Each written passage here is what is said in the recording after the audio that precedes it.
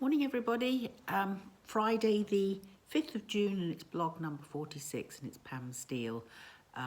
So still talking about chapter 10, which is getting our motivation and some information about how we can succeed with those goals that we've chosen. So we're looking a little bit more about motivation and rewards. And remember in chapter 8, we talked about Maslow's pyramid of needs.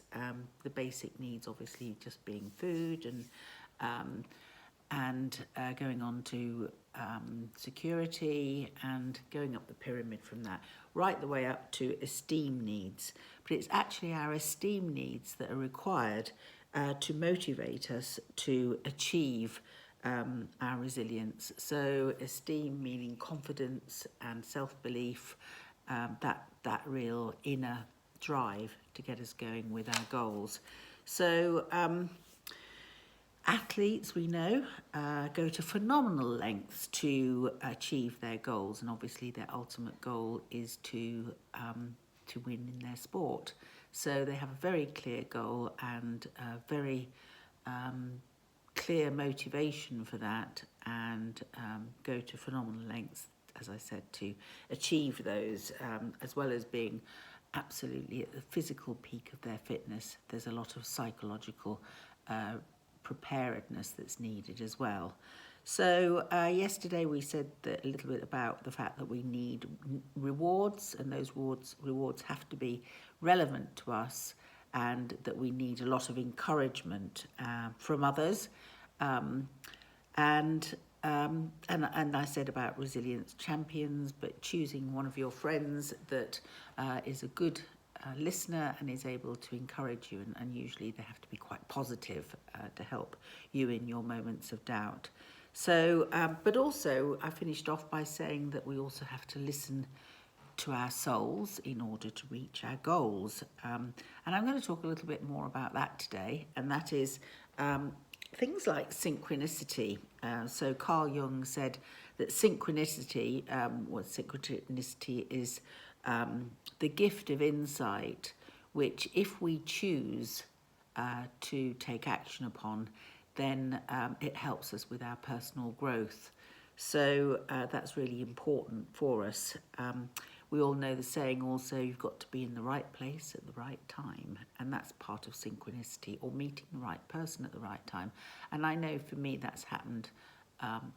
It's happened so much in my life. I'm a great believer in synchronicity, and I think the sadness is that so many people have that opportunity of insight and synchronicity, but don't realise quite what it is and don't take action upon it.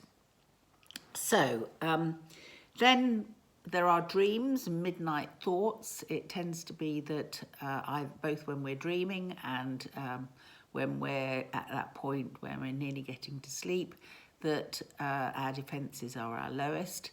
And in those situations, we can tap into our unconscious brains, and we can identify what we feel is important to us. So those are really important. And I always say that if you have a little notepad beside your bed, then, because you only have like a moment to remember that particular dream, or if the midnight insight happens, then again, it's a passing thought, which if you don't capture it, then you miss it. So there's those sorts of insights. There's also the what we call neuro-linguistic processes, NLP they call it, and that's what, I don't know whether you find that, but it's like getting inspiration whilst you're in the middle of jogging or driving or just doing something. You tend to be doing something cognitive or behavioural, and whilst you're having those sort of particular processes, then you can get insight into your own soul in a way, or unconscious minds. So there's also meditation, yoga and hypnosis, all do the same sorts of things. But so all of those are our indicators and reminders of what's important to us. and how important it is for us to keep achieving our goals. So I hope you're already getting along the way. One of the other things that we have to talk about is patience. So next week we're going to be dealing with how important having that patience is, along with obviously things like being focused and being strict with oneself. So that is really important. And what we're going to do also is have a look at what they call the change processes, which is or change cycle. Which again, if you are going to make a change, there's moments of strength and moments of weakness. So we'll have a look at those. So I think all I can say is don't get blown away by the winds this weekend. And let's hope we can have a little bit of rain for the garden. Doesn't seem to have happened here in Brighton that much.